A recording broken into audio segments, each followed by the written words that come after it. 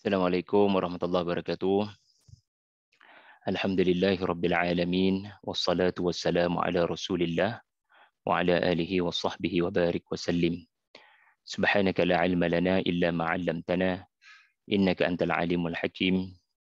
Wa la hawla wa la quwwata illa billahil aliyil azim. Terima kasih kepada Ustazah Hanani pun ada, barakallahu fik. Pada adik-adik, adik Aizah, Nur Hidayah, barangkali pun Hidayah ya.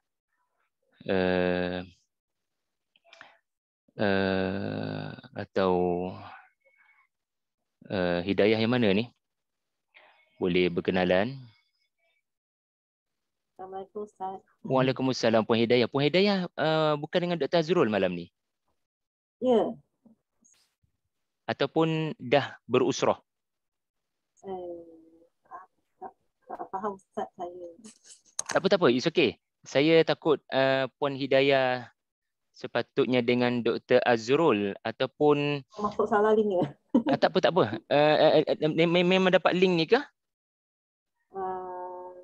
Tak apa sekejap. Tak apa, it's okay. Puan Hidayah stay dulu. Okay, Sebab malam ni ada 2 usrah. Saya takut Puan Hidayah. It's okay, sekejap.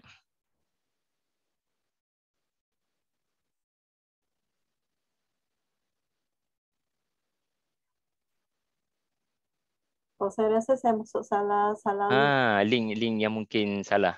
Okay, Mungkin Puan Hidayah maksudnya Dr. Azrul sebab saya pun rasa bersalah kalau murid Ustaz Azrul nanti duk cari murid dia nanti. Okay. Terima kasih. Assalamualaikum warahmatullahi.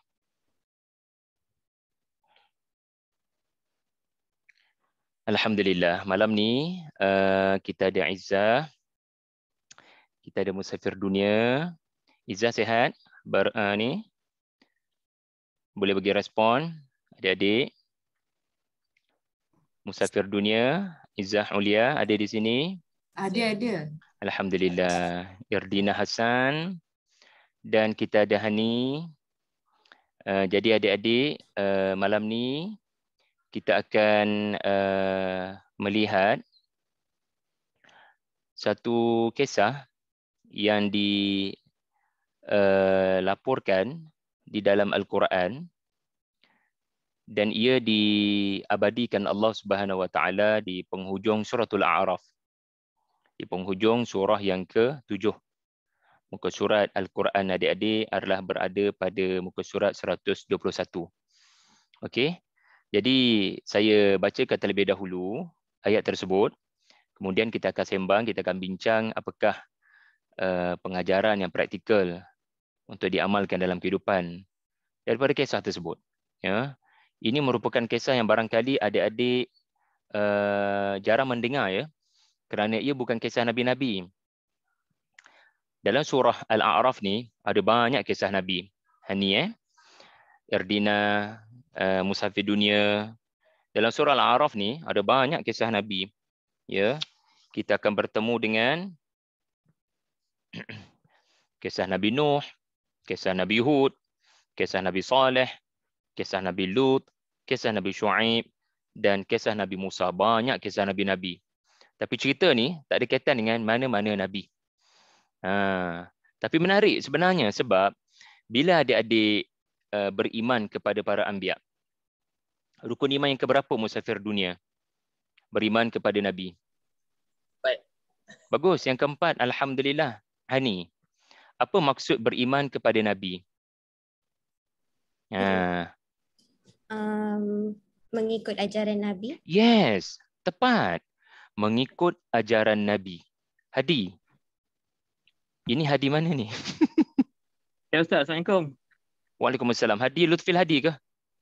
Bukan. Hadis saja. Hadi yang lain. Apakah ajaran Nabi yang patut disambut oleh umat? Apakah ajaran Nabi yang paling besar? Irdina Hasan. Surah Al-A'raf ni ada banyak kisah Nabi-Nabi. Surah dia panjang adik-adik. Surah dia panjang. Ada berapa ayat? Ya, surah Al-A'raf ni ada 206 ayat. Ya, turun kat Mekah. Turun sebelum hijrah. Tapi yang banyak dalam kisah ni, ya, kisah Nabi-Nabi. Tiba-tiba adik-adik akan bertemu dengan kisah yang tak ada kaitan dengan Nabi-Nabi. Tak ada kaitan dengan Nabi-Nabi. Tetapi kisah ni akan beritahu adik-adik apa yang Nabi-Nabi harapkan daripada kita semua. Sekarang Nabi-Nabi dah tak ada, betul kan? Rasulullah SAW dah wafat.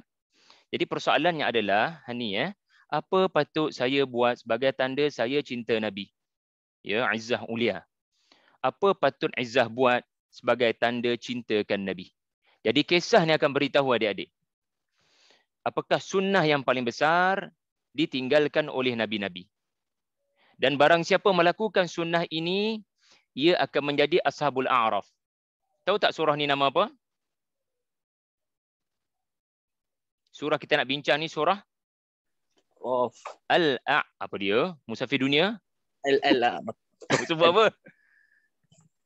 Kamu sebut apa tadi? Surah Ghafir. Araf, Ustaz. Araf. Okey, saya sebut kalau kita buat kerja Nabi-Nabi yang disebut dalam surah ni, mudah-mudahan insya-Allah Allah akan kumpulkan kita dengan Nabi-Nabi di akhirat nanti dalam satu kumpulan yang disebut Ashabul A'raf. Nama surah ini adalah Al-A'raf kerana Allah menceritakan tentang Ashabul A'raf. Nanti Hani remind Ustaz untuk beritahu Ashabul A'raf tu gabaria. Kumpulan mana tu Ustaz? Sebab Ustaz kata orang-orang yang melakukan ajaran Nabi iaitulah berdakwah, iaitulah melakukan amar ma'ruf nahi mungkar. Bukankah itu sunnah Nabi yang paling besar? Kita baca surah apa pukul 10 sekejap lagi? Irdina Hasan. Kita tamat usrah. Sekejap lagi kita baca surah apa? Tak dengar. Surah Al-Mulk ke? Inna lillahi wa inna ilaihi raji'un. Betul lah surah Al-Mulk. Sunnah Nabi. Tapi lepas majlis-majlis ilmu, kita baca surah apa? Berdasarkan amalan para sahabat. Al-A'raf. Al-Asr. Adik-adik kalau baca surah Al-A'raf. 200 ayat lebih. Lama Ustaz baru habis. Itulah. Tapi kan Nabi SAW hadir. Ya. Nabi pernah baca suratul A'raf semasa mengimamkan solat maghrib, dik. Allahu Akbar. Nabi SAW, dengar sini ya, riwayat An-Nasa'i, hadis yang sahih. An Aisyah anna Rasulullah sallallahu alaihi wasallam qara'a fi salatil maghrib bi suratil A'raf farraqaha fi rak'ataini. Allahu Akbar. Nabi pernah baca suratul A'raf hadir dalam 2 rakaat mengimamkan solat fardu maghrib. Allahu Akbar, hebat tak kualiti para sahabat. Adik-adik cuba guna YouTube sekarang. Cuba tengok dekat YouTube. Surah Al-A'raf, cuba type full recitation. Full recitation. Berapa minit? Mana-mana bacaan saja? Allahu Akbar. 1 jam 22 minit Misy'ari. 1 jam 22 minit bacaan Misy'ari. Wallahu alam. Adakah Nabi membaca suratul A'raf dalam 2 rakaat mengimamkan solat maghrib dalam keadaan suratul A'raf sudah penuh, ia diturunkan dengan sepenuhnya, atau baru sebahagian? Tetapi saya meyakini, ya, apabila Aisyah radhiyallahu anha berkata Nabi telah membaca dalam 2 rakaat maghrib bi suratil A'raf, Aisyah menyebut surah, maknanya memang 206 ayat. Ya, Misy'ari baca mungkin sejam lebih, tetapi orang Arab apatah lagi sallallahu alaihi wasallam barangkali baca kurang 1 jam. Subhanallah. Okey, kembali kepada suratul A'raf. Kenapa surah ni nama suratul A'raf? Sebab ia menceritakan bagaimana untuk menjadi Ashabul A'raf. Sebab tu ada kisah Nabi-Nabi tau. Kisah Nabi apa tadi? Ulang balik adik-adik, ada berapa Nabi tadi Ustaz sebutkan? Pertama ada kisah Nabi Nuh berdakwah. Yang kedua ada kisah Nabi Hud berdakwah. Kemudian ada kisah Nabi Saleh berdakwah. Kemudian ada kisah Nabi Lut berdakwah. Kemudian ada kisah Nabi Syuaib berdakwah. Kemudian ada kisah Nabi Musa panjang lebar berdakwah. Ada berapa nabi semua ni? Ya? 6. 6, bagus. Jadi inilah tujuan surah Al-A'raf diturunkan untuk memberi motivasi kepada kita melakukan ajaran nabi-nabi, iaitulah pukul 10 kita baca surah Wal Asri demi masa. Demi masa. Segelintir para ulama mentafsirkan Wal Asri iaitulah demi masa kenabian yang sudah pun berlalu. Al-Asr itu adalah asrun nubuwah. Kita tahu kan Wal Asri ini maksudnya demi masa. Tetapi para ulama ada menyatakan Wal Asri itu antara maksudnya adalah Allah bersumpah dengan masa hidup Nabi. Tetapi Nabi masih hidup ke Nabi sudah wafat adik-adik? Nabi dah wafat. Jadi bila Nabi dah wafat, apa maksud keimanan kepada Nabi-Nabi? Bukan hanya sekadar menghafal nama Nabi-Nabi.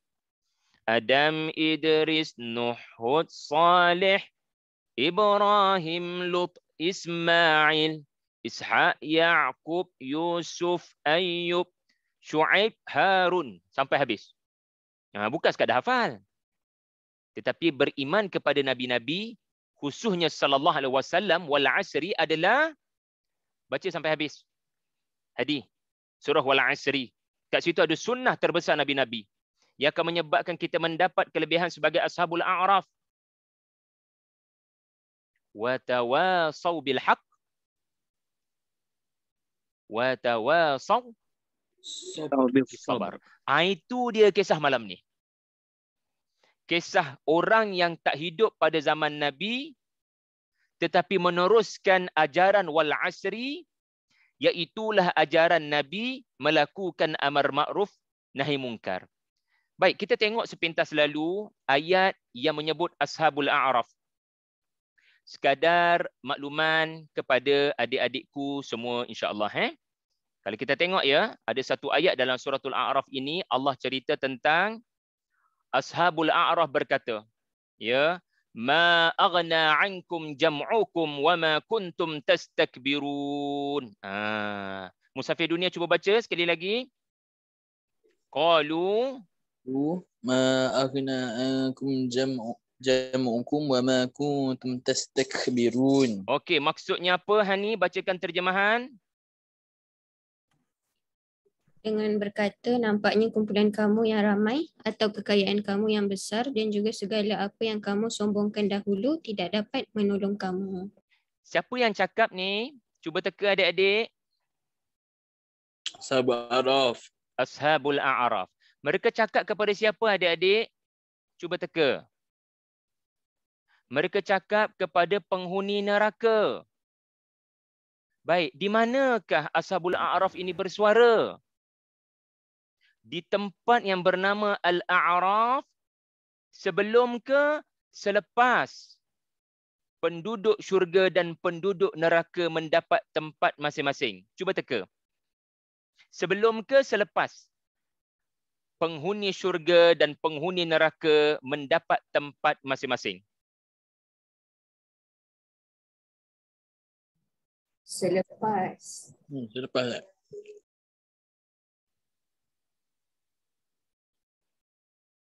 Ya. Ini menunjukkan Ashabul A'raf mereka masuk awal ke masuk lewat ke dalam syurga? Ya, masuk lewat lambat. Lewat. Kenapa mereka masuk lewat? Sedangkan mereka adalah para anbiya. Mereka merupakan nabi-nabi yang disebut dalam suratul A'raf. Mereka adalah orang yang disebut dalam suratul Waqi'ah as-sabiqun as-sabiqun. Mereka sampai dulu adik-adik. Diorang ni sampai dulu ke syurga sebelum Ashabul Yamin. Diorang sampai dulu. Al-A'raf ya bermaksud ya, Al-A'raf ni dia berasal daripada kalimah Arafa. Kita sebut ramai-ramai Arafa. Arafa. Apa maksud Arafa? Iaitulah manbatus sya'ri. Kalau kuda tu adik-adik, kalau kuda tu jambul dia tu. Jambul dia. maka orang-orang Arab akan sebut ia sebagai uruf. Uruf. Ya. Urfu al-Farsi. Urful Farsi. Uruf. Iaitulah sesuatu yang menonjol. Dan kita orang lelaki ni kan musafir dunia. Apalah makna kalau tak ada jambul, betul tak? Gitulah nak katanya. Rambut kita ni kan, kalau tidak disikat elok, ya, orang tidak tertarik, kan? Tetapi kalau jambulnya cantik, ya disikat elok, ya, pasti tertarik kan? Jadi kuda pun macam tu, Dik. Kuda pun macam tu. Yang menyebabkan kelihatan cantiknya kuda ni, indahnya kuda ni adalah uruf dia. Uruf dia. Tahu uruf apa dia tadi? Yang menonjol. Yang menonjol daripada sesuatu binatang seperti kuda dan binatang-binatang berkaki empat seperti jambul.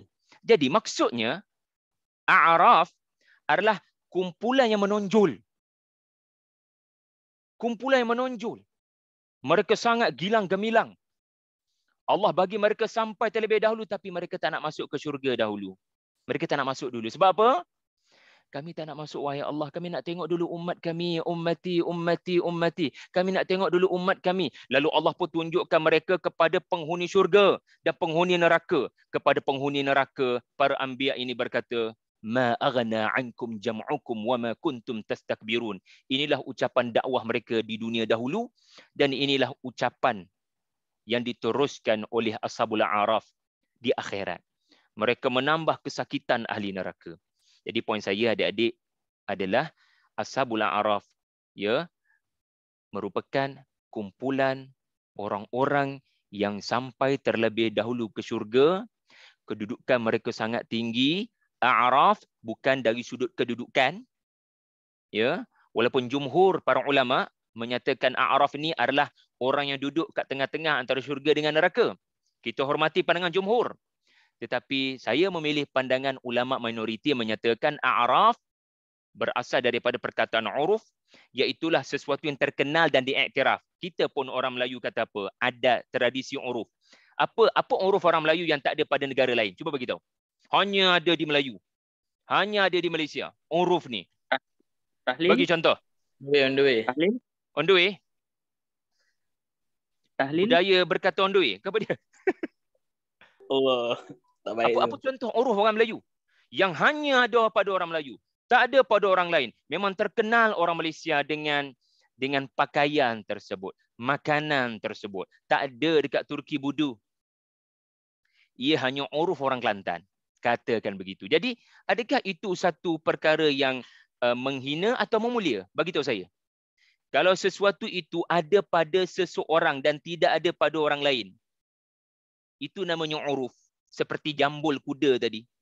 Maka itu memuliakan atau menghina? Tak dengar? Mulia. Memuliakan. Memuliakan. Jadi ini adalah kumpulan yang dimuliakan Allah. Cara kita nak faham Quran ni, kita tafsirkan ayat dengan ayat lain dalam suratul Rahman. Dalam suratul Waqi'ah. Apa dia Ashabul A'raf ni? Oh, rupa-rupanya orang yang sampai terlebih dahulu. Dan mereka ini gilang gemilang kedudukan. Dan hebatnya mereka ini hidup untuk umat. Sampai mereka berkata, kami tak nak masuk dulu, wahai Allah. Ya, kami memang ada tamak. Kami memang nak masuk ke syurga. Tetapi kami nak tengok dulu kesudahan umat-umat yang kami berdakwah dahulu. Sebab apa? Sebab apa? Dekat dunia dahulu kami tak tahu dia orang respon ke tidak. Dia orang beriman ke tidak. Kami dah amar ma'ruf nahi mungkar. Kami dah lakukan pun. Kemudian kau perintahkan kami meninggalkan mereka. Kami pun berhijrah. Tapi apa kesudahan diorang? Sudilah tunjuk pada kami kesudahan diorang. Lalu Allah tunjukkan kepada Ashabul A'raf. Orang ke syurga, orang ke neraka. Dan ini ucapan kepada ahli neraka. Okeylah, adik-adik. Jom kita pergi kepada kisah yang dimaksudkan. Iaitulah ayat ke-163, 164, 165, 166. Boleh Hani? Izzah Ulia boleh? Boleh, Ferdinand Hassan boleh? Ustazah Hanani ada tambahan? Boleh Ustaz. Okey. Tak ada Ustaz. Barakallahu fiik Ustazah. tegur mana-mana silap Ustazah. Ya, barakallahu fik. Sudi untuk insya-Allah lah Ustazah berkongsi pandangan-pandangan nanti. Alhamdulillah. Okey. Kita mulakan pengembaraan kita dengan melihat ayat 163. Saya bacakan sepintas lalu adik-adik. Kejap lagi saya lukis untuk adik-adik untuk mudahkan faham. Was'alhum 'anil qaryati allati kanat hadiratal bahri idh ya'duna fis sabti idh ta'tihim hitanuhum yawma sabtihim syur'a wa yawma la yasbituna la ta'tihim kadzalika nabluhum bima kanu yafsukun. Boleh bacakan terjemahannya Izzah Ulia kalau berkelapangan? Boleh Ustaz. Silakan. Dan bertanyalah kepada mereka, wahai Muhammad, mengenai penduduk bandar yang letaknya di tepi laut semasa mereka melanggar larangan pada hari Sabtu. Datang kepada mereka pada hari Sabtu itu ikan-ikan yang menjadi cubaan kepada mereka yang kelihatan timbul di muka air, sedang pada hari-hari lain ikan-ikan itu tidak pula datang kepada mereka. Demikianlah kami menguji mereka dengan cubaan itu kerana mereka sentiasa berlaku fasik. Alhamdulillah.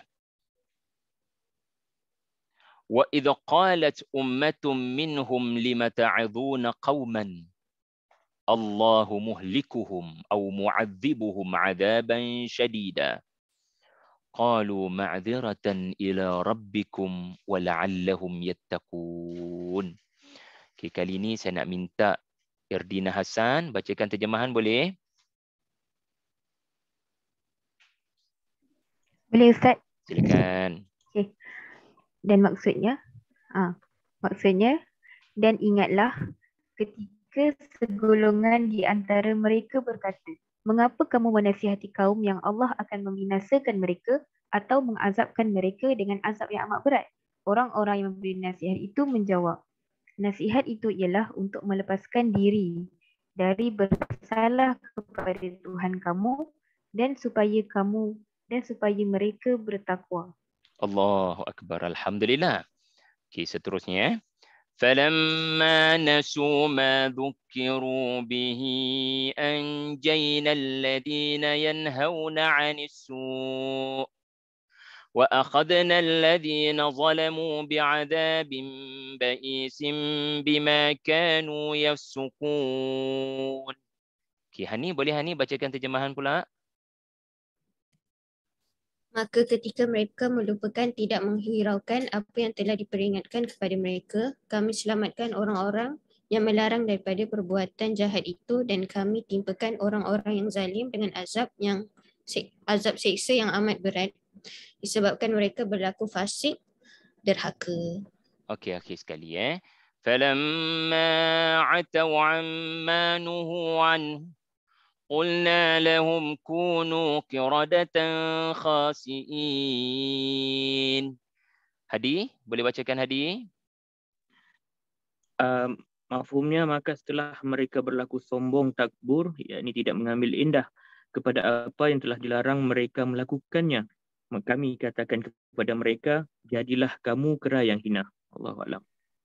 Jadi, kisah ini bermula dengan penduduk di tepi laut dan sebahagian mereka telah disumpah Allah menjadi kera. Okey.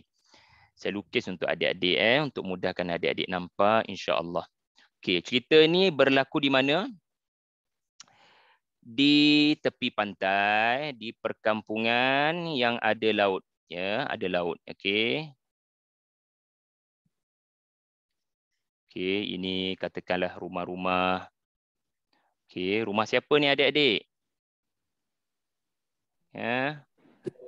Laut. Rumah di tepi laut. Okey. Ini adalah suasana di tepi laut. Hadiratal bahri. Okey. Bayangkan saja ini pergunungan. Okey. Cahaya matahari. Jangan kutuk ya lukisan saya adik-adik. Redha ya, redha dengan cikgu. Burung-burung berterbangan. Okey. Jadi di sini ada perkampungan yang menghadap ke laut. Hadiratal bahar. Mereka memang boleh menyaksikan daripada rumah mereka lautan. Okey. Dan di sini ada penduduk. Dan para ulama menyatakan kerana ayat-ayat ini selepas kisah Nabi Musa dan Bani Israel, maka mereka adalah Bani Israel. Mereka adalah Bani Israel. Okey. Mereka ini nelayan. Okey. Bekerja di mana? Di laut. Kamu tahu tak? Hari Ahad tak ada ikan. Hari Isnin tak ada ikan pun. Dah siap dah semua perahunya. Okey, dah siap dah perahu semua. Hari Selasa tak ada adik-adik. Hari ni hari apa adik-adik? Senin. Sil tak masuk adik-adik. Sil tak masuk. Tiba-tiba hari Sabtu. Ikan datang meloncat-loncat adik-adik. Ikan meloncat-loncat adik-adik. Syurra'a. Ia muncul dengan begitu banyak sekali. Hari Sabtu sahaja ikan-ikan itu datang. Dengan jumlah yang begitu besar. Hari lain ada? Tak ada langsung. Jadi, kumpulan ini adalah kumpulan Bani Israel yang dibenarkan atau tidak menangkap ikan pada hari Sabtu. Tak boleh kerana hari Sabtu adalah hari kerohanian. Tiba-tiba ikan-ikan tu hanya muncul pada hari Sabtu saja cari pasal ikan-ikan ni. Jadi kumpulan ini ya, kita namakan kumpulan A telah senyap-senyap menangkap ikan pada hari Sabtu. Dalam keadaan tidak disedari oleh orang lain kerana orang lain tahu perbuatan itu adalah perbuatan yang fasik. Perbuatan yang terang-terang melanggar hukum agama. Kalau kita hari Jumaat, pada waktu khutbah Jumaat, tidak dibenarkan berniaga. Fas'au ila zikrillah wa darul bai'. Tetapi depa ni hari Sabtu. Okey, ini kumpulan yang pertama. Ya, mereka telah menangkap ikan. Inilah kumpulan yang disebut sebagai Ashab As-Sabti. Kemudian Allah Ta'ala ceritakan adanya kumpulan yang menegur perbuatan kumpulan ini. Mereka ini adalah kita namakan kumpulan apa adik-adik? B. Kumpulan B ke C? B lah katakan. Kumpulan B. Mereka ini ya, kita buat pakai kopiah sikitlah supaya nampak sikit mereka buat kerja-kerja dakwah ni. Musafir dunia jangan gelak ya. Ustaz dah buat yang terbaik dah ni. Jadi mereka ni ya berkata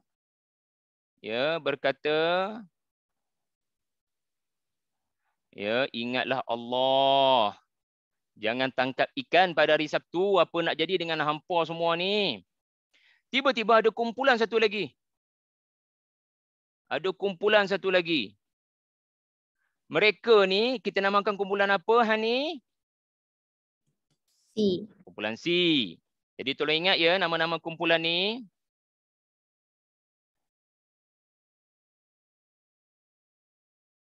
Ini kumpulan A, ini kumpulan B, ini kumpulan C. Apa cerita kumpulan C ni adik-adik? Tahukah anda? Kumpulan C, ya, mereka telah putus asa, ya, dan mereka berkata kepada kumpulan B, usahlah berdakwah kepada mereka. Kerana ia takkan berkesan. Okey? Tetapi kumpulan ini tetap menyampaikan. Okey. Lalu cerita ini berkesudahan dengan apa adik-adik? Cuba teka. Apa kesudahan cerita ini pada ayat seterusnya 165? Allah Ta'ala sebut apa berlaku? Musafir dunia, cuba teka. Allah selamatkan yang golongan yang darah tu. Allah selamatkan kumpulan mana? B. Kumpulan C. B. Allah selamatkan kumpulan ini daripada azab yang telah turun, dan Allah Subhanahu wa taala telah menjadikan kumpulan ini, azab yang menimpa mereka adalah apa dia? Mereka jadi apa adik-adik? Mereka jadi kera. Kera adik-adik. Ini bukan metafora ni, jadi kera betul adik-adik. Jadi monyet. Jadi memang Allah Maha berkuasa untuk menukar tubuh badan sesiapa kepada rupa paras kera. Kerana apa? Kerana di akhirat nanti Allah akan jadikan tubuh orang-orang kafir dalam pelbagai bentuk. Ada yang kepala di bawah berjalan dengan kepala macam binatang yang bernama ular, berjalan dengan kepala. Afaman yamshi mukibban ala wajhi. Ada ulama mentafsirkan sebagai berjalan dengan kepala. Jadi kalau kamu tak percaya, kamu tengok manusia yang telah melanggar syariat hari Sabtu. Ya, mereka telah disumpah menjadi kera. Okey, apa pula kesudahan kaum yang telah berkata tak payahlah nak buat dakwah. Kami dah buat dulu, tak berkesan pun. Kamu tak payahlah nak teruskan. Biarkanlah diorang melakukannya, biar Allah yang musnahkan diorang. Kalau perbuatan mereka salah. Kita duduk-duduk saja kat sini. Buat kerja kita macam biasa. Yang penting kita tak setuju dengan apa dia buat. Kita nak tegur, tak berkesan. Kepada kumpulan ini, kita tidak ketahui apakah kesudahan mereka. Ya, kita tidak ketahui apa kesudahan mereka. Kita hanya mengatakan wallahu a'lam. Gitu. Okeylah, adik-adikku yang aku hormati sekalian, boleh faham tak sepintas lalu kisah tu? Dah screenshot belum? Hani dah screenshot, Irdina dah screenshot belum? Dekat telefon masing-masing tu. Fakrul Islam, Ustaz Fakrul Islam ada tambahan tak Ustaz? Tak ada Ustaz. Ada soalan tak Ustaz? Ustaz Fakrul? Tak ada Ustaz. Tak ada. Okey, nanti Ustaz kongsikan juga apa refleksi Ustaz insya-Allah. Okey. Jadi adik-adik dah tahu cerita ni. Okey, sekarang yang paling penting apa pengajaran untuk kita? Apa pengajaran untuk kita? Baik. Pengajaran nombor 1. Pengajaran nombor 1. Kita tengok kumpulan A ni. Okey, kumpulan A ni. Allah bagi apa pada diorang adik-adik? Allah bagi apa pada diorang? Allah bagi diorang apa dia? Okey. Allah bagi diorang limpahan. Apa dia? Limpahan kekayaan. Limpahan kekayaan. Tetapi rupa-rupanya ia merupakan nabluhum. Nabluhum. Ia merupakan apa adik-adik? Ujian. Sekejap, tangkap ikan ni salah tak salah? Tak salah. Kita cari rezeki. Wajib. Famshu fi manakibiha wa kulu min rizqi. Wajib kan? Tetapi kalau Allah datangkan tiba-tiba ikan tu hari Sabtu, sedangkan waktu lain ikan-ikan tu tak muncul, ini menandakan apa adik-adik? Ini menandakan ujian. Memang saja Allah nak uji. Ini bukan kebetulan. Ini adalah ujian yang berat. Jadi pengajaran nombor 1 adik-adikku, Bila Allah bagi kita kaya, pendapatan kita melimpah-limpah, kita jangan hanya sekadar berkata Alhamdulillah. Alhamdulillah. Alhamdulillah. Lihatlah ya pendapatan saya, ikan-ikan saya, pemilik 2 kebun. Lihatlah kepada kebun-kebun saya. Ana aktsaru minka malan wa a'azzu nafara. Saya lebih banyak harta. Sebagai tanda Tuhan sayang. Sebagai tanda Tuhan sayang. Yang ni yang jadi masalah ni.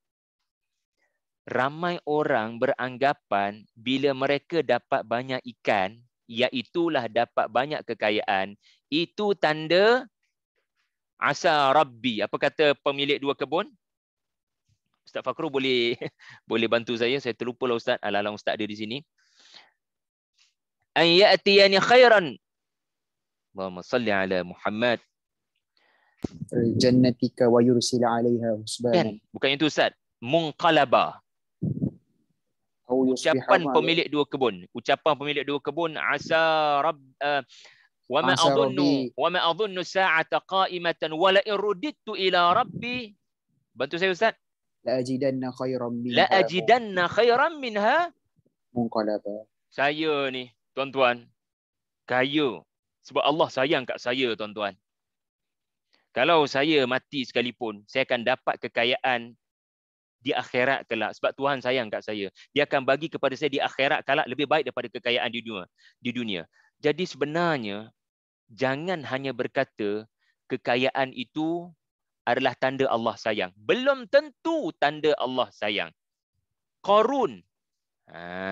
Ada satu tokoh dalam kalangan Bani Israel dalam suratul Qasas, namanya siapa adik-adik? Qarun. Dia kata apa? Innama utituhu ala ilmin indi. Kata Maududi rahimahullah dalam tafsirnya, Allah kurniakan kepada saya kekayaan sebab Allah tahu saya sahaja yang berbakat dan berpotensi untuk menganugerahkan, untuk menerima anugerah Allah. Saya saja yang berbakat untuk menguruskan harta.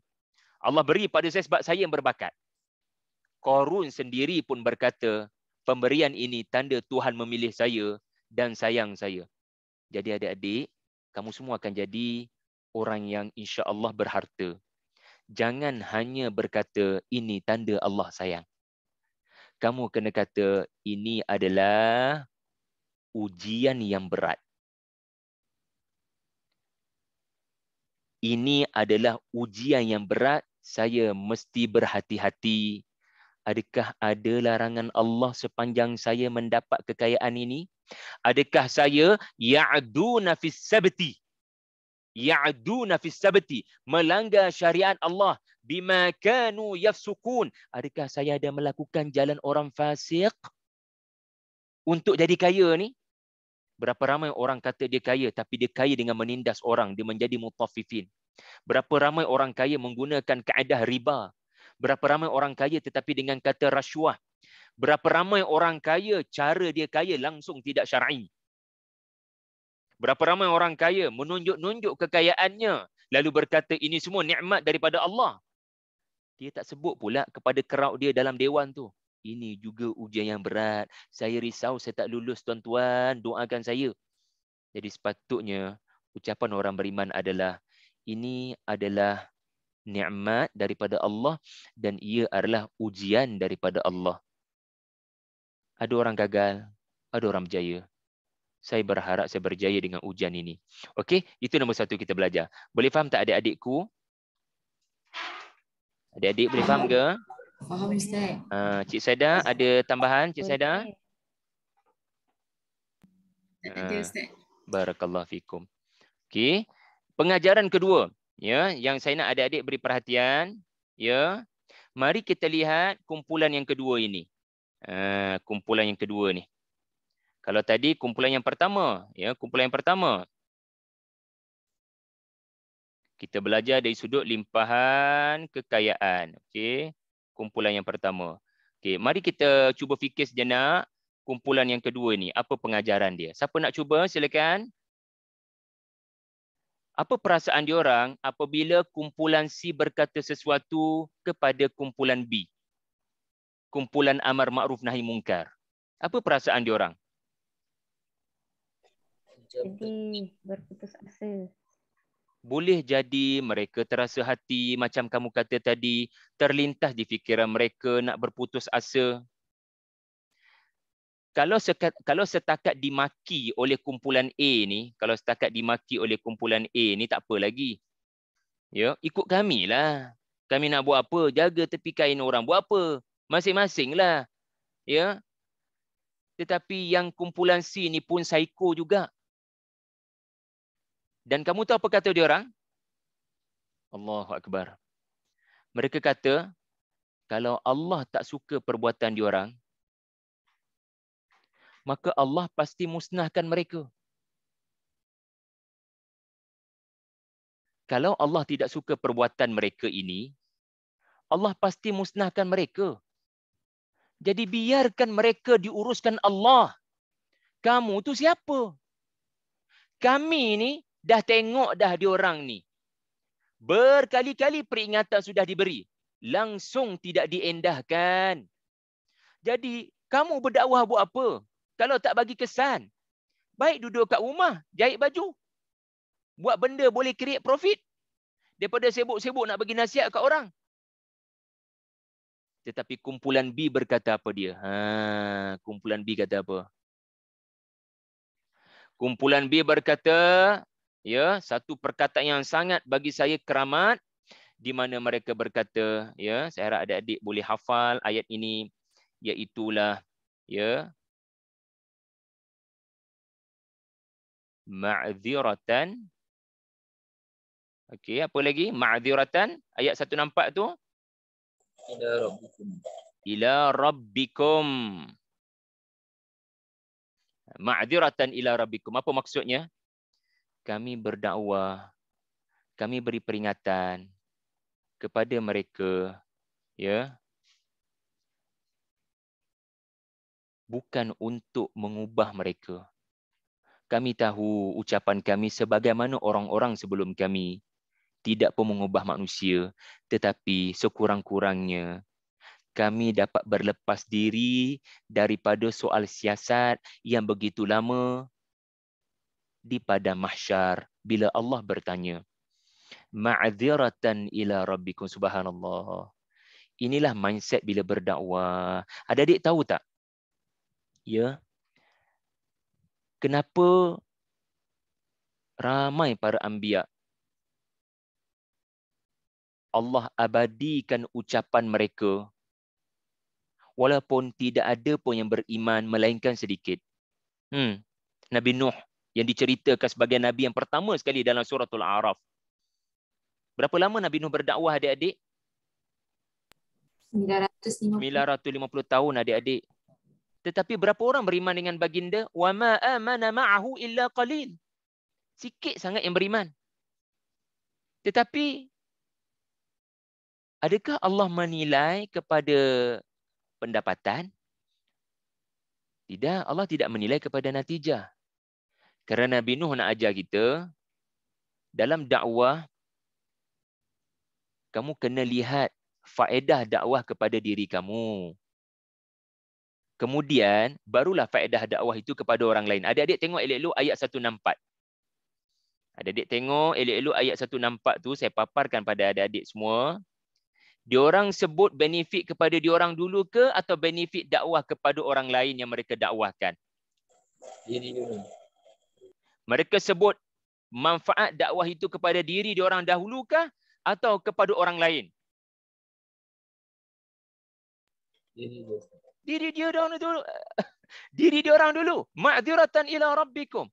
Kami ini nak bagi tahu kepada Allah Ta'ala nanti bahawasanya kami sudah melakukannya. Kami sudah melakukan dakwah. Ya, dan dakwah. Biasa kita buat hashtag macam tu kan. Kita bolehlah claim kita dah berdakwah dekat dunia ni. Tetapi sebenarnya untuk kita kata dan dakwah tu dekat akhirat sana nanti. Ia boleh meringankan beban kita daripada berdiri begitu lama. Lalu kita jadi apa? Ingat lagi tak saya sebut surah ni tentang siapa? Apa kelebihan bila kita tidak disoal begitu lama di akhirat? Kerana sudah berdakwah. Qila dukhulil jannah. Apa jadi pada orang yang berdakwah dalam surah Yasin? Allah terus hantar dia menjadi as-sabiqun as-sabiqun. Dia sampai dulu ke syurga. Qila dukhulil jannah. Sama juga dengan kaum ini. Mereka melakukan amar ma'ruf nahi munkar. Mereka berkata, kami berdakwah bukan nak ubah orang. Kami memang nak mereka berubah. Wala'allahum yattaqun. Tapi itu nombor 2. Itu nombor 2. At-taqdim wa ta'khir main peranan dalam Quran, adik-adik. Kita kadang sedih sebab ayah kita tak berubah. Hei saudaraku, kamu tak perhati Nabi Ibrahim alaihissalam? Allah rakamkan panjang lebar ucapan dakwah Nabi Ibrahim dalam surah Maryam. Tetapi adakah ayah dia berubah? Allah rakam panjang lebar dalam surah Yusuf. Nabi Yusuf berdakwah. Adakah 2 orang banduan itu berubah? Wallahu a'lam. Allah rakam Luqman bagi wasiat pada anaknya. Anaknya tak respons patah pun, kata Ibnu Ashur, kemungkinan anaknya kufur. Nabi Nuh sendiri isteri tak beriman, adakah Nabi Nuh disalahkan Allah? Anak dia sendiri tidak beriman, irkam ma'ana wala takum minal kafirin wala takum ma'al kafirin. Adakah Allah salahkan Nabi Nuh? Nabi Lut isteri tidak beriman, adakah Allah salahkan Nabi Lut? Adakah Allah salahkan Nabi Ibrahim bila ayah tidak beriman? Jadi seluruh ashabul a'raf, seluruh as-sabiqun as-sabiqun minal anbiya, apa kata Allah? Minan nabiyyin was-siddiqin wasyuhada'i was-salihin wa hasuna ulaika rafiqa. Suratul Nisa. 4 golongan inilah kumpulan yang akan Allah ringankan beban mereka hisaban yasira. Allah takkan tanya mereka banyak soalan sebab apa? Mereka telah melakukan perkara yang paling besar, wa tawasaw bil haqq wa tawasaw bis sabri. Jadi manfaat dakwah ni bukan untuk orang tu dulu, kita ni dulu. Kita ni dulu. Sebab itulah ashabul a'raf mereka sampai dulu ke syurga. Tapi mereka tak nak masuk sebab apa? Kami nak tengok kaum kami dulu. Kesudahan mereka kat mana? Gitu. Ini nombor 2 kita belajar, adik-adikku. Alhamdulillah. Boleh faham ke adik-adik? Ya, Ustaz. Alhamdulillah. Aisyah baru masuk, boleh faham ke Aisyah? Boleh Ustaz. Nurmina? Jamilah Fazil? Surah terakhir dah ni, nak buat majlis perpisahan pun terlupa dah. Nantilah kita buat majlis perpisahan ya, insya-Allah. Adik-adik kalau boleh daftarlah nanti dalam semester kedua. Kami akan kenalkan sistem baru nanti Sistem baru insya-Allah. Ada sijil, ada convocation. Insya-Allah, mudah-mudahan. Okey. Itu pengajaran yang kedua, Akhir sekali sebelum kita berpisah. Okey, sebelum kita berpisah, saya nak kita fokus pengajaran yang ketiga. Ya. Allahumma salli ala Muhammad. Sebentar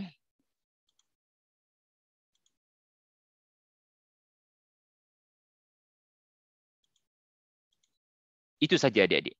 Alhamdulillah. Dah habis dah surah kita. Alhamdulillah. Adik-adik ada soalan? Ajukan soalan Tanya. Kalau mana-mana tak faham, tanya. Jadi ada 2 pengajaran besar kita dapat. Ustaz. Silakan. Ustaz nak tanya Ustaz. Maaf Ustaz. Kenapa kera? Kenapa bukan binatang lain? Soalan yang bagus. Allah Subhanahu wa taala telah menyumpah mereka menjadi kera. Okey, menjadi kera. Okey. Kerana ni dia boleh ditanya. Tetapi sebelum kita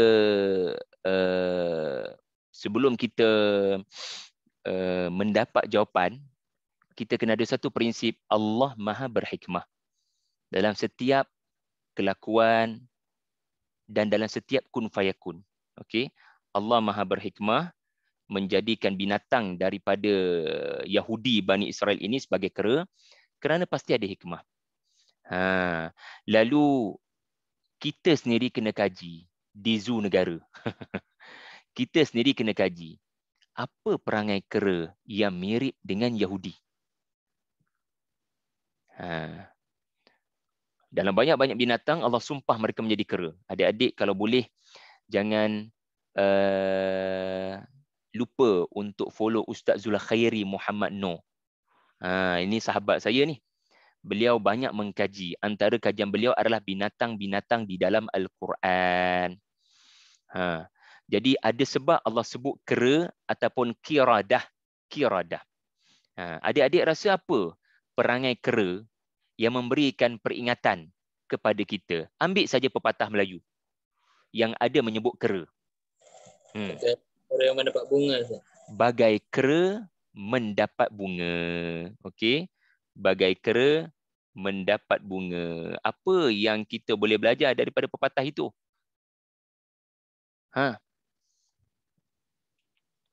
Apa maksud bagai kera mendapat bunga?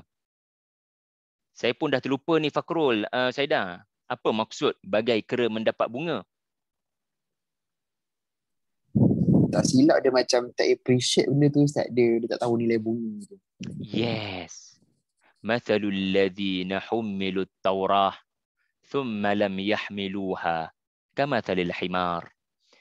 Di satu tempat yang lain Allah menyamakan mereka sebagai himar. Di tempat yang lain Allah menyumpah mereka secara fizikal sebagai kera. Tetapi persamaannya adalah mereka adalah bangsa manusia yang tidak pernah menghargai peringatan daripada nabi-nabi. Mereka tidak pernah menghargai peringatan daripada orang-orang yang memberikan peringatan. Bahkan mereka bunuh para anbiya. Sedangkan apa yang dikurniakan oleh para anbiya adalah madu yang merawat sakit penyakit hati. Tetapi mereka seperti kera mendapat bunga. Apa kera buat dengan bunga, adik-adik? Carilah kera. Bagi bunga kat dia. Biar kita sendiri buat benda tu. Saya duduk dekat taman perumahan yang penuh dengan kera. Teraja renang ni, Ustazah Hanani kan. Area sini banyak kera. Siapa-siapa duduk Sungai Tangkas Bangi tu pun ada banyak kera. Bagi bunga. Apa dia akan buat? Dia tak tahu nilai. Okey, ada satu lagi pepatah Melayu yang ada kaitan dengan kera. Cuba teka. Cuba teka. Kera di hutan disusukan. Ya, betul. Kera di hutan disusukan, anak sendiri mati kelaparan. Macam mana entah? Macam mana? Siapa boleh bantu? Anak di hutan. Betul tak Ustaz? Betul kera ke? Di hutan disusukan, anak kita mati kelaparan. Kera di hutan disusukan. Disusukan. Tetapi anak sendiri mati kebeluran. Macam tu ke? Macam tak betul lah. Mati kelaparan. Apa betul, pengajaran betul, daripada betul. pepatah tu? Saya pun tak tahu ni. Memang teruk sangat bahasa Melayu saya ni. Cik saya dah tahu tak apa maksud pepatah tu? Saya tak tahu ni. Nak bincang dengan yang abang-abang kakak-kakak senior sikit ni.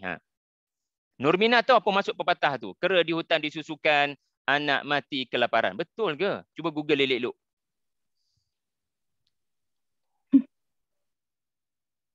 Apa maksud? Pentingkan diri sendiri. Oh, begitu mementingkan diri sendiri. Betul Itu maksud pepatah tu. Saya dah. Yang saya tahu Ustaz. Maksudnya urusan sendiri dia tinggalkan, tapi dia lebih mementingkan urusan orang lain.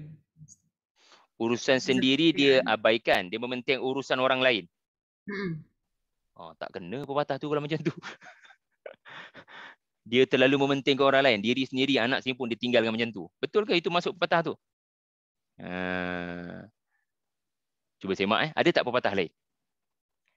Kera sumbang. Kera sumbang maksudnya apa? Suka bergaul. Suka bergaul? Tidak suka bergaul. Tidak suka bergaul. Jadi wallahualam. Banyak perumpamaan Melayu kita dapat daripada kera. Pendek kata, ia adalah makhluk yang mana kita dapat lihat sendiri depan mata kita. Ya, tidak ada malunya kera ini melakukan. Ya, depan mata saya tamak itu yang saya belajar depan mata saya berkali-kali. ada kera yang amat expert dalam mengambil pisang, roti daripada kera lain. Kita baling, dia dapat dulu. Dan yang dapat tu pun sanggup lari sebab ada otai-otainya itu. Pendek kata tamak, ya, ini semua takwil sahaja. Tamak juga adalah ciri Yahudi. Sangat cintakan harta kebendaan hingga sanggup menindas orang lain. Ini jelas pun. Mereka menyimpan emas dan perak bawah bantal, bawah katil. Sedangkan di sekeliling mereka ada gelandangan fakir miskin. Sebab tu mereka nak bunuh Nabi Isa. Sebab antara mukjizat Nabi Isa adalah Nabi Isa boleh tahu apa yang mereka simpan di dalam rumah mereka. Punyalah jahat mereka ini. Ya. Kerana terlalu tamak kan. Ya. Harta dan kebendaan. Lau yu'ammar alfasanah.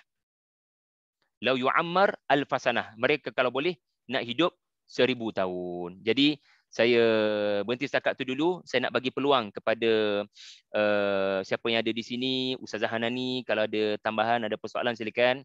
Okey, siapa lagi? Ustaz Fakhrul Islam ada kat sini, Cik Saida ada kat sini, ramai akak-akak abang-abang ada di sini. Mari tambah apa-apa, ya.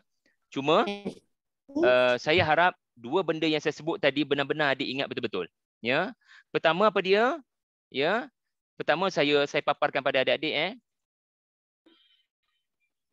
Okey, saya paparkan pada adik-adik semua. Okey, yang lain-lain nanti adik-adik dengar daripada asatizah yang lain. Okey. Beratnya ujian apabila dilimpahkan dengan kekayaan. Janganlah sekali-kali beranggapan semakin kaya tanda Tuhan semakin sayang. Boleh, memang kita kena kata macam tu. Sebab dia menyebabkan kita rasa bersyukur. Tetapi kita kena kata ini adalah tanda Allah sayang dan ini juga adalah ujian yang berat daripada Allah. Liyabluwakum. Allah nak uji kita. Itu nombor satu kita belajar. Kemudian yang kedua kita belajar tadi, berdakwahlah kerana mengharapkan Allah memudahkan hisab di hari akhirat dan bukanlah matlamat utama mengharapkan perubahan. Kita nak, ya, mad'u kita bertakwa, tetapi itu adalah matlamat kedua. Matlamat kedua. Dan yang terakhir, saya minta kamu remind saya tentang Ashabul A'raf tadi, dan inilah dia. Mereka yang bersifat Ashabul A'raf, ya, ini pendapat Al-Imam Ar-Razi. Ini pendapat Dr. Fadhal Hasan Abbas. Ini pendapat Dr. Mustafa Muslim. Ini juga pendapat daripada dua lagi ulama, saya lupa, yang mana mereka mengatakan Ashabul A'raf adalah para anbiya dan kumpulan as-sabiqun selepas para anbiya. Adik-adik tahu apa itu as-sabiqun? Orang yang menerima risiko dalam perjuangan. Mereka disindir-sindir oleh kumpulan C tadi. Jadi ada hikmah babak ini diletakkan di hujung suratul A'raf sebagai action plan kepada para sahabat agar terus berdakwah di Mekah. Ikut Rasulullah, dan kita juga teruskan operasi dakwah. Ya, sebab tu selepas surah Al-A'raf surah apa adik-adik? Cuba teka. Itulah Ashabul A'raf. Al-Anfal cerita pasal siapa? Sahabat. Pasukan Badar. Kerana mereka adalah Ashabul A'raf. Mereka adalah as-sabiqun as-sabiqun. Ulaikal muqarrabun. Mereka telah menghadapi risiko dalam perjuangan. Iaitulah tentangan dahsyat daripada orang-orang kafir di Makkah. Jadi silakan asatizah saya untuk menokok nambah. Ya, Ustaz Fakhrul Islam silakan, Ustazah Hanani silakan. Cik Saida silakan. Kak Saida silakan. Kalau ada. Ustaz, saya boleh dengar Ustaz? Silakan. Silakan Ustazah. Sorry, saya punya internet apa tu kalau kita tengok kan. Okay, saya kot ni. Apa tu kalau kita perhati kera tu dia paling mirip lah dengan manusia. Lepas tu adanya teori Darwin semua tu, walaupun kita tak ambil lah, tak pakai teori tersebut. Tetapi antara mungkinlah refleksi saya kenapa kera, iaitu dia ada satu mirip dengan manusia, tetapi yang membezakan kera dengan manusia adalah kera tu dia adalah hidup untuk survival sahaja, untuk sekadar untuk hidup saja, okey. Dia cari makan dan sebagainya adalah untuk hidup saja, dan dia tidak berakal. Jadi mungkin Allah mahu kita menghargai macam mana Allah ciptakan manusia itu dengan akal untuk menggunakannya untuk melaksanakan taklifan Allah Subhanahu Wa Taala. Terima kasih. Terima kasih banyak-banyak Ustazah Hanani. Ustazah Hanani telah sebut kepada kita hikmah Allah sumpah mereka jadi kera supaya kita tengok kera-kera yang ada pada hari ini, kita nampak depan mata mereka, mereka hanya hidup untuk survive. Mereka sanggup berebut apa saja bila orang baling pisang, baling roti sebab mereka nak survive. It is a matter of survival. Peduli apa orang lain. Ada kera bawa anak, dia tak peduli. Ada kera yang besar tu dia ambil juga roti dengan pisang. Dan memang jelas dalam surah ni menceritakan tentang peduli apa? Hari Sabtu ke? Kami tetap akan ambil ikan itu dengan apa jua cara. Rezeki Allah.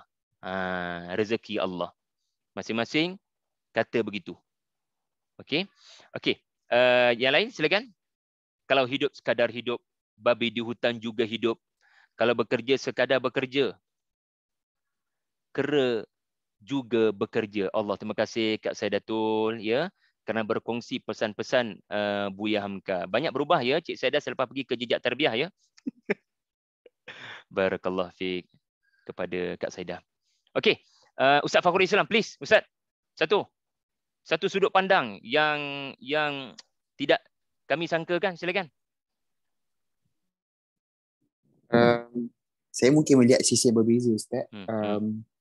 Itulah bila melihat kepada apa ujian yang didatangkan Allah SWT kepada Bani Israel, saya jadi teringat kepada babak yang berlaku kepada Nabi Adam AS.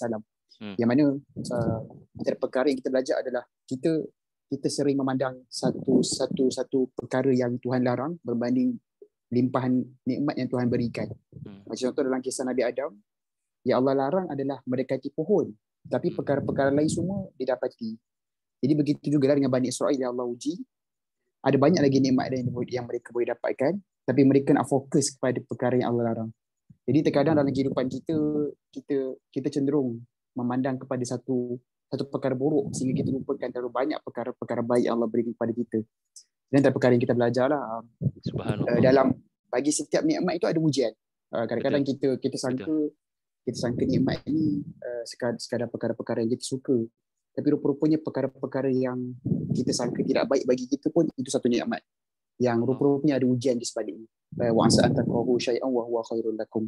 Wa asa an tuhibbu syai'an wa huwa syarrul lakum. Wallahu a'lam. Allahu akbar. Teringat saya susun atur surah Al-A'raf, sangat cantik. Ustaz Fakhrul Islam just prove it. Surah Al-A'raf bermula dengan cerita buah khuldi yang menguji Nabi Allah Adam. Banyak nikmat Allah bagi, nak fokus ke situ juga. Itu permulaan suratul A'raf. Khuldi yang menarik perhatian. Nak hidup lama. Khuldi. Nak hidup lebih lama. Dan di penghujung suratul A'raf, bukan lagi cerita Nabi Adam, tetapi cerita anak-anak Nabi Adam. Ya, yang mana khuldi mereka adalah hitanuhum. Hitanuhum yawma sabtihim. Ikan-ikan yang sengaja muncul. Ya, yang lain tu ya banyak lagi sumber pendapatan. Tetapi yang duk menarik perhatian dia buah khuldi tu. Punyalah banyak pokok lain dalam syurga yang begitu indah. Tapi pokok tu yang menarik perhatian. Punyalah banyak sumber pendapatan lain boleh dibuat. Menangkap ikan pada hari Sabtu tu yang dia berminat. Ujian Allah. Jadi berhati-hati ya. Benda kita minat, ya, Hani Musafir, ada benda kita minat tau. Kita minat sangat nak buat. Tapi kena tanya soalan. Allah suka ke benda tu? Kita minat sangat. Tapi Allah suka tidak? Okey. Terima kasih banyak-banyak pada Asatiza. Cik Saidah?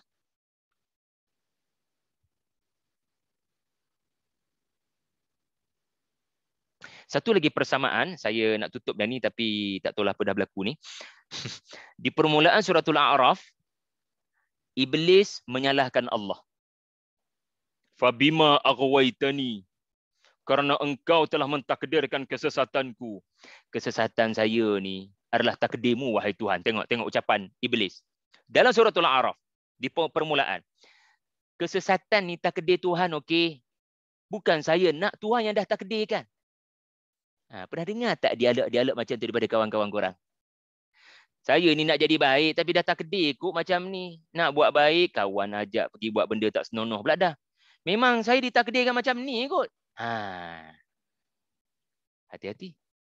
Itu adalah penyakit yang diwarisi daripada Iblis. Perhatikan jawapan kumpulan C. Kenapa mereka meninggalkan dakwah? Kamu tahu apa ucapan mereka tadi? Mirip dengan ucapan iblis di permulaan suratul A'raf. Allah repap balik di penghujung suratul A'raf barangkali wallahu alam. Lima ta'idhuna qauman.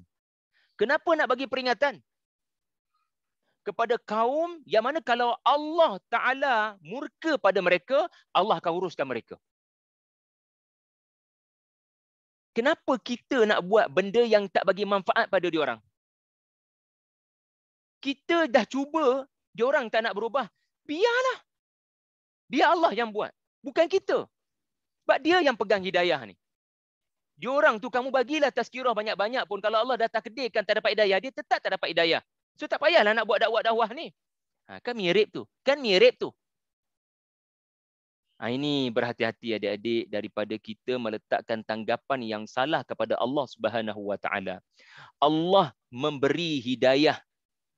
Allah juga hidayah di tangan Allah.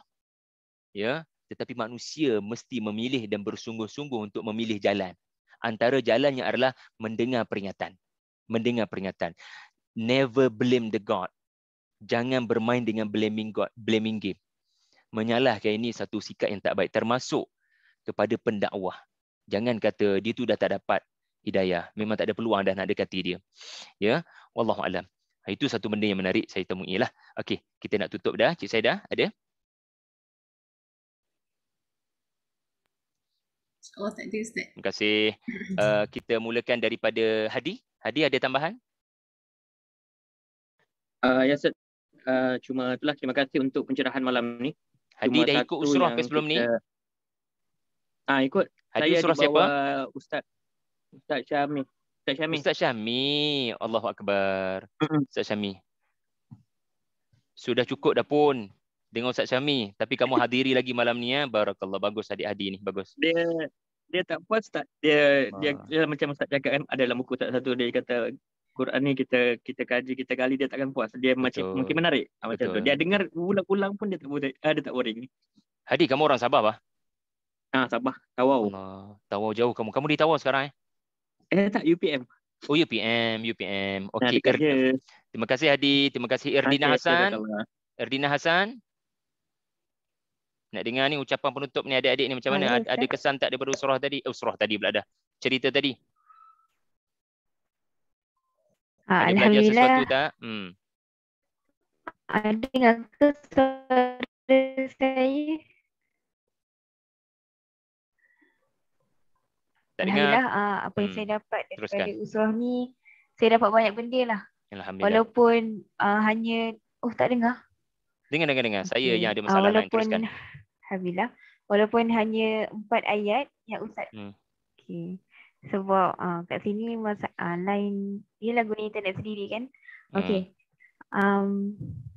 Walaupun hanya 4 ayat, tetapi pengajaran dia sangat deep lah. Boleh apply dalam kehidupan. Amin. Macam kita sekarang ni manusia suka sangat mengejar benda yang tak pasti.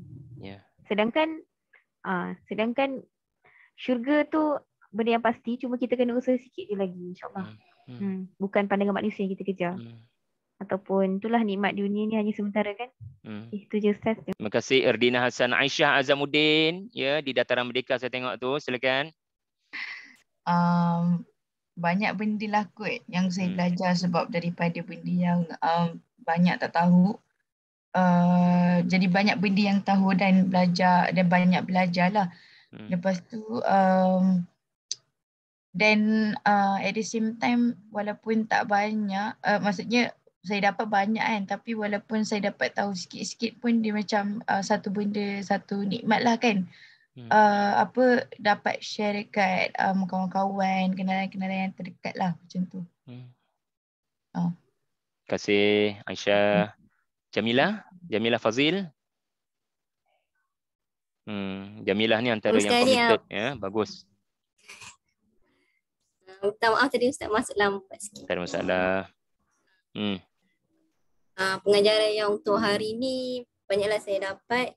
Contohnya macam Ustaz kata macam kekayaan tu tak semestinya, kekayaan yang kita dapat tu tak semestinya tanda Allah sayang. Macam contoh sama juga macam kalau kita belajar pun, contohnya CGPA kita tinggi ke apa untuk setiap semester tu, tak semestinya dalam kita nak dapat CGPA tu kita dapat dia punya macam tanda yang dia sayang lah. Macam contohnya nak dapat tu kita meniru ke apa ke dengan jalan nak dapatkan pointer yang tinggi tu. Sebab bila kita pointer tu kita guna untuk dapat kerja, bila dapat kerja kita dapat gaji, dapat gaji tu kita nak guna untuk makan, untuk nak bagi keluarga apa semua, keberkatan kat situ.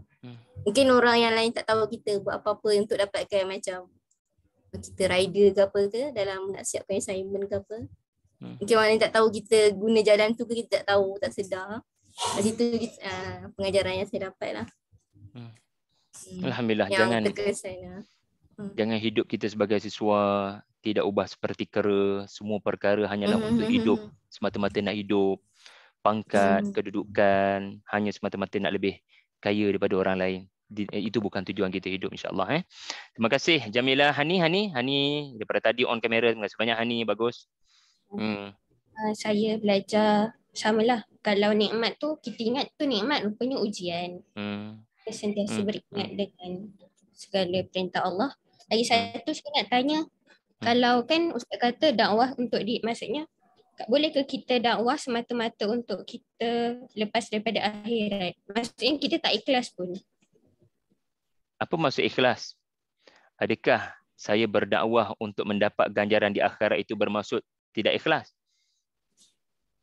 Hani, apabila kita berdakwah untuk selamatkan diri kita di akhirat, itu adalah keikhlasan. Bukanlah keikhlasan ni adalah buat kerana Allah dan tidak ada langsung kaitan dengan apa-apa selain daripada Allah. Ikhlas adalah bermaksud kamu melakukan dengan penuh keyakinan untuk menerima pembalasan daripada Allah. Tidak ada sebarang keraguan kepada hari pembalasan. Itu maksud ikhlas. Jadi bila kamu melakukan dakwah untuk Allah, ma'adziratan ila rabbikum. Quran sendiri beritahu itu makna keikhlasan. Kita berdakwah agar Allah ringankan beban kita. Innama nut'imukum liwajhillah.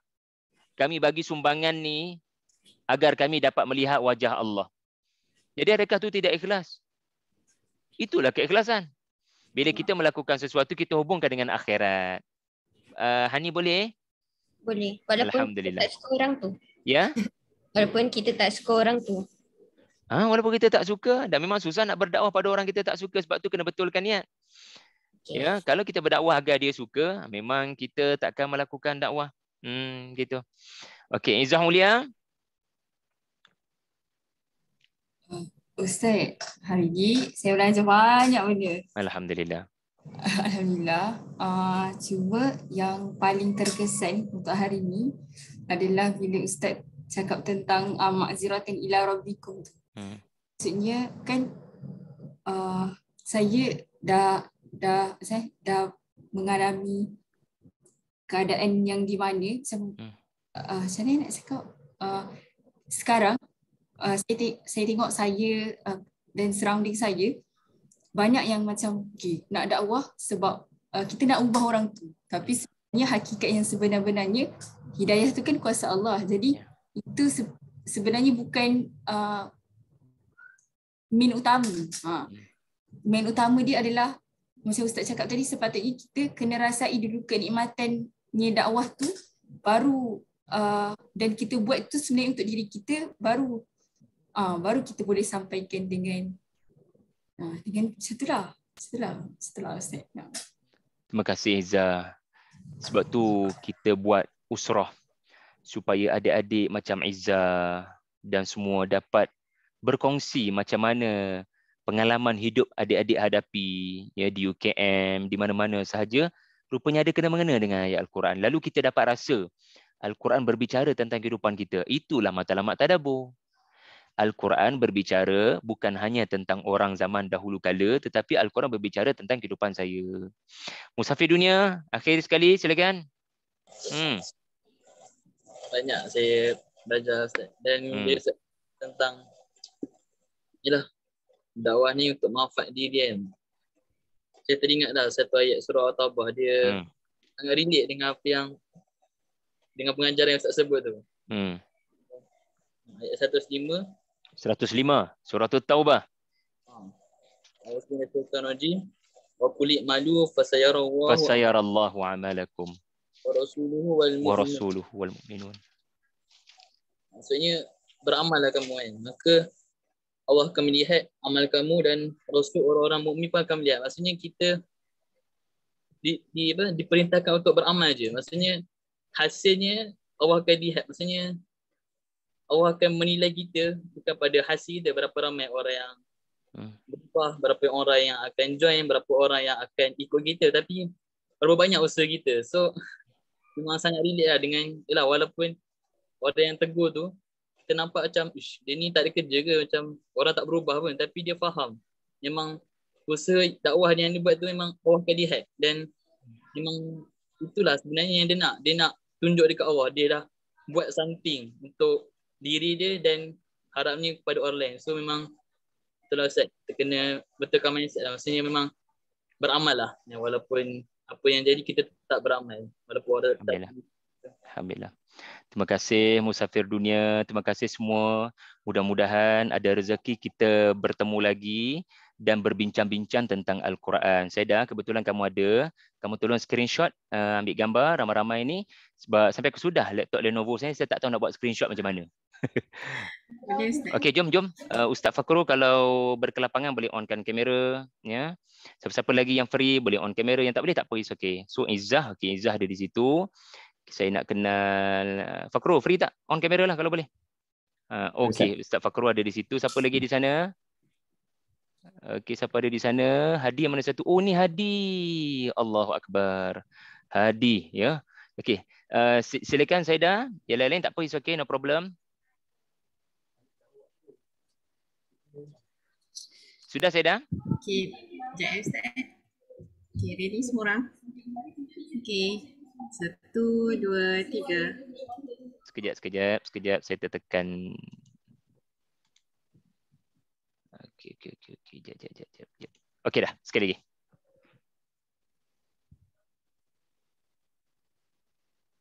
Okey, buat freestyle sikit. Okey, sekali. 1, 2, 3. Okey. Terima kasih semua. Adik-adik jumpa lagi. Assalamualaikum.